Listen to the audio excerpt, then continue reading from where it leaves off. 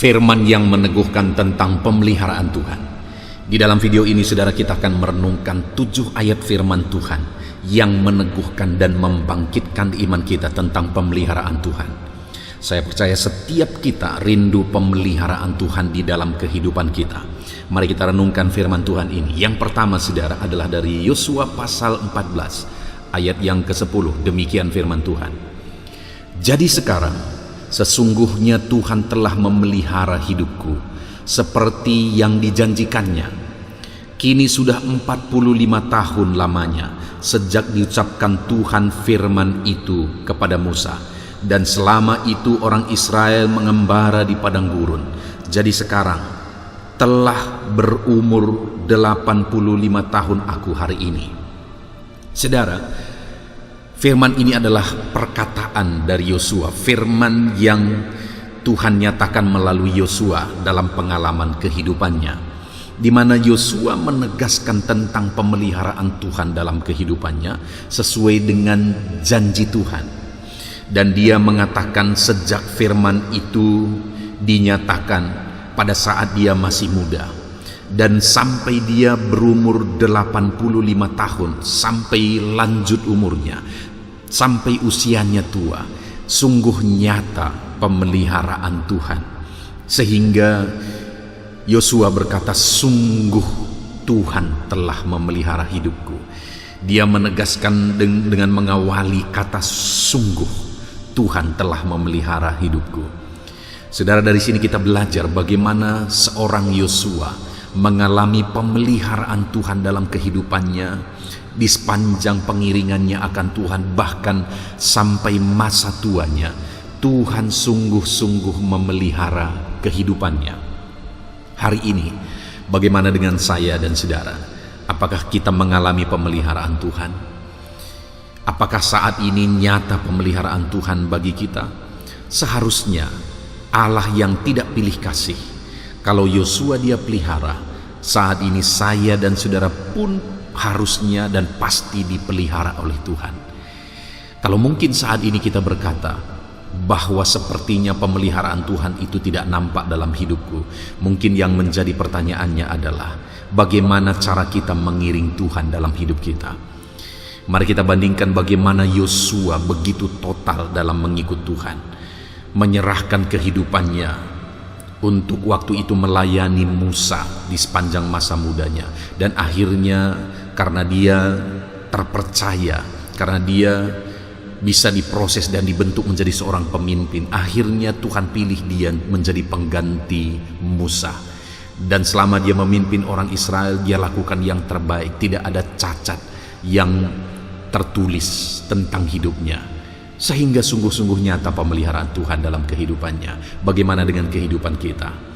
Apakah karakter kita, apakah dalam kita mengiring Tuhan, melakukan apa yang Tuhan kehendaki, kita mengerjakan yang terbaik seperti Yosua? Saudara, alami pemeliharaan Tuhan ketika kita sungguh-sungguh dalam mengiring Dia. Ayat yang kedua adalah dari Mazmur pasal 33 ayat 18-19. Demikian firman Tuhan. Sesungguhnya mata Tuhan tertuju kepada mereka yang takut akan Dia, kepada mereka yang berharap akan kasih setianya, untuk melepaskan jiwa mereka daripada maut dan memelihara hidup mereka pada masa kelaparan. Pemazmur ini mengawali ayat ini juga dengan kata sesungguhnya.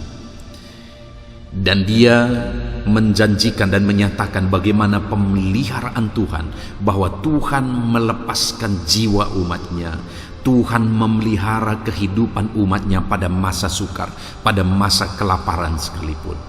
Dan umatnya yang bagaimana yang akan mengalami pemeliharaan Tuhan? Dikatakan di sini sesungguhnya mata Tuhan tertuju kepada mereka yang takut akan Dia. Jadi umat Tuhan yang mengalami pemeliharaan Tuhan adalah umat Tuhan yang takut akan Tuhan. Dan yang kedua, kepada mereka yang berharap kepada kasih setianya. Jadi dua hal yang ditegaskan untuk mengalami pemeliharaan Tuhan di dalam ayat ini saudara adalah dengan hidup takut Tuhan, dengan berharap kepada kasih setia Tuhan. Hari ini kalau saya dan saudara rindu mengalami pemeliharaan Tuhan, rindu melihat pemeliharaan Tuhan pada masa-masa sukar di dalam kehidupan kita. Maka apapun yang terjadi, apapun kondisinya, mari kita jalani kehidupan yang takut akan Tuhan, dan mari kita berharap sungguh-sungguh kepada kasih setia Allah.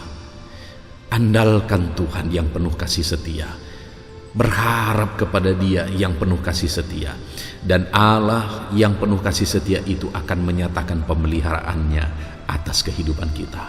Takutlah akan Tuhan, berharaplah kepada Tuhan, maka engkau akan dipelihara. Ayat selanjutnya saudara adalah dari Mazmur pasal 55 ayat 23. Demikian firman Tuhan, serahkanlah khawatirmu kepada Tuhan, maka Ia akan memelihara engkau. Tidak untuk selama-lamanya dibiarkannya orang benar itu goyah. Saudara, dalam perjalanan hidup ini seringkali Tuhan mengizinkan kita untuk masuk atau mengalami satu proses yang sulit. Kenapa? Karena sekali lagi bagi Tuhan proses itu begitu penting. Bagi Tuhan proses jauh lebih penting daripada hasil. Karena kalau Tuhan mengutamakan hasil, maka apa saja bisa Dia lakukan, dan seketika juga bisa Dia lakukan. Bagi Tuhan hasil itu nomor sekian. Yang paling penting bagi Tuhan adalah proses hidup kita. Dan dikatakan di sini tidak untuk selama-lamanya dibiarkannya orang itu goyah. Jadi Tuhan mau menegaskan bahwa tidak selamanya Tuhan diam. Dia akan bertindak sesuai dengan proses yang kita lalui dalam kehidupan kita. Tidak dibiarkannya kita terus-menerus ada dalam proses. Ketika kita menjalani prosesnya dengan baik, maka kita akan mengalami campur tangan Tuhan, pemeliharaan Tuhan di dalam hidup kita. Nah, yang menjadi bagian kita dalam semua proses itu, di dalam ayat ini dikatakan, serahkan khawatirmu kepada Tuhan, maka Ia memelihara engkau. Ada banyak hal yang mungkin mengkhawatirkan dalam proses hidup yang kita lalui. Ada banyak hal yang mungkin membuat kita bingung dalam proses yang Tuhan izinkan kita lalui. Tetapi dalam semuanya itu jangan khawatir, kata firman Tuhan. Karena Dia akan memelihara saya, Dia akan memelihara kehidupan saudara. Jangan khawatir, serahkanlah semuanya kepada Tuhan. Ayat selanjutnya saudara adalah dari Mazmur pasal 97 ayat yang ke-10. Demikian firman Tuhan, hai orang-orang yang mengasihi Tuhan, bencilah kejahatan. Dia yang memelihara nyawa orang-orang yang dikasihinya, akan melepaskan mereka dari tangan orang-orang fasik. Saudara, di dalam ayat ini firman Tuhan menegaskan kepada umatnya supaya umat-umatnya hidup mengasihi Tuhan dan membenci kejahatan. Dan dikatakan bahwa Dialah yang memelihara orang-orang yang dikasihinya. Siapa yang Dia kasihi sesuai dengan konteks ayat ini? Orang yang dikasihinya adalah orang yang hidup mengasihi Dia dan membenci kejahatan. Hidup dalam kebenaran, melakukan apa yang Dia kehendaki, itulah bukti mengasihi Tuhan. Dan membenci kejahatan, itulah bukti mengasihi Tuhan. Membenci hal-hal yang bertentangan dengan firman Tuhan, itulah bukti mengasihi Tuhan.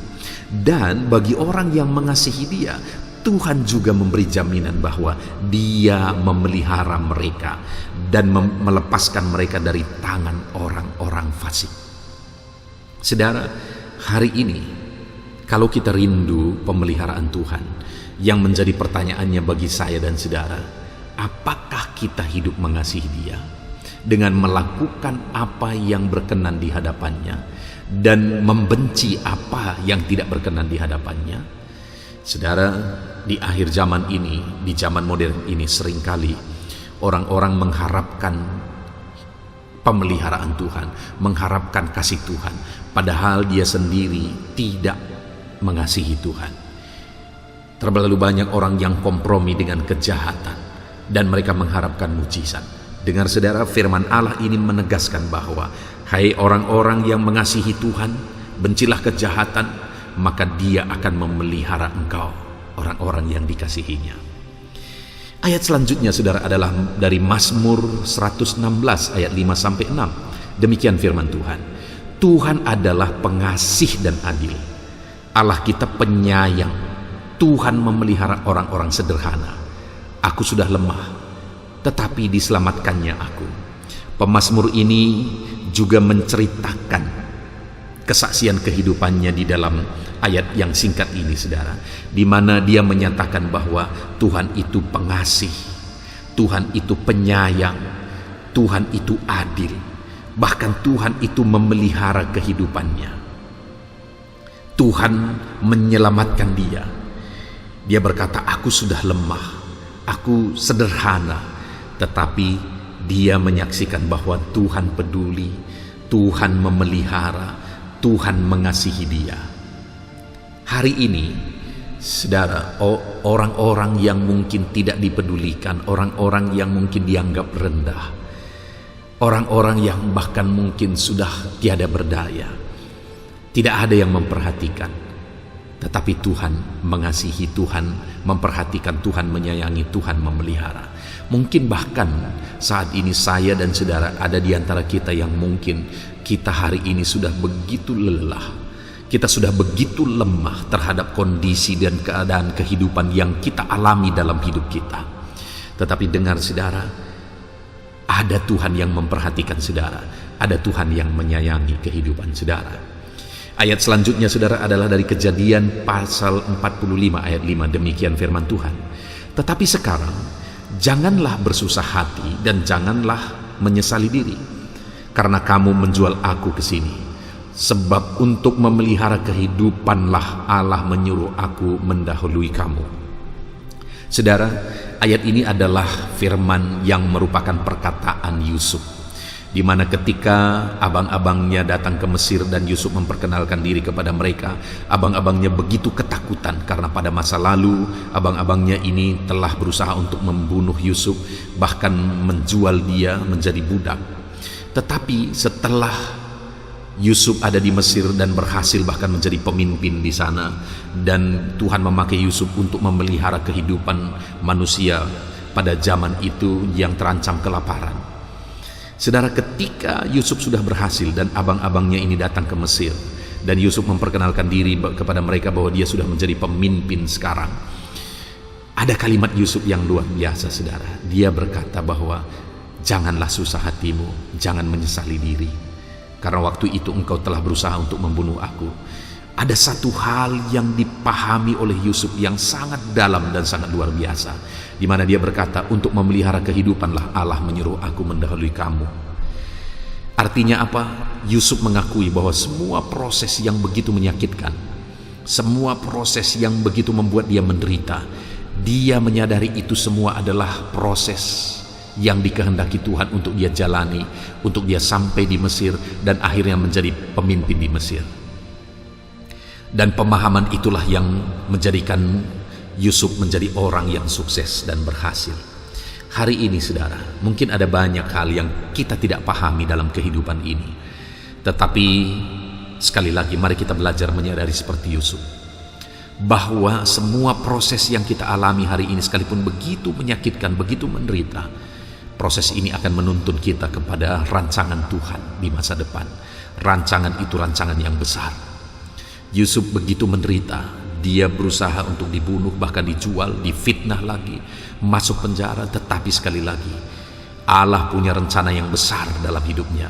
Semua proses itu dipakai oleh Tuhan sehingga dia sampai di Mesir, bahkan sampai di istana menjadi pemimpin. Berapa berat pun proses yang saudara jalani hari ini, sadarilah bahwa itu merupakan proses menuju rancangan Tuhan yang besar atas hidupmu.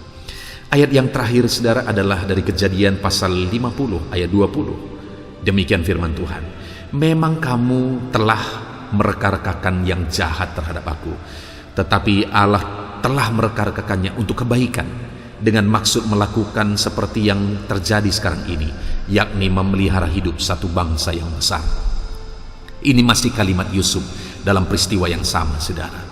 Ada kalimat Yusuf yang luar biasa, dia berkata, memang engkau telah mereka-rekakan kejahatan bagiku, tetapi Tuhan telah mereka-rekakannya untuk kebaikan. Artinya apa? Niat jahat orang lain, bagi dia sadar bahwa Tuhan mengubah itu menjadi kebaikan, untuk menjadi sesuatu hal yang besar. yang akan memelihara kehidupan manusia di masa depan dan akhirnya tergenapi dalam hidup Yusuf. Demikian juga saya dan saudara hari ini. Niat jahat, perbuatan jahat, rancangan jahat orang lain bagi saya dan saudara, Allah bisa mengubah itu semua menjadi kebaikan. Puji Tuhan. Allah kita begitu baik. Amin. Allah kita begitu baik. Niat jahat orang lain, pikiran jahat orang lain, bahkan perbuatan jahat orang lain bagi kita, Dia bisa ubah itu semua menjadi kebaikan untuk menggenapi rancangannya yang besar atas kita.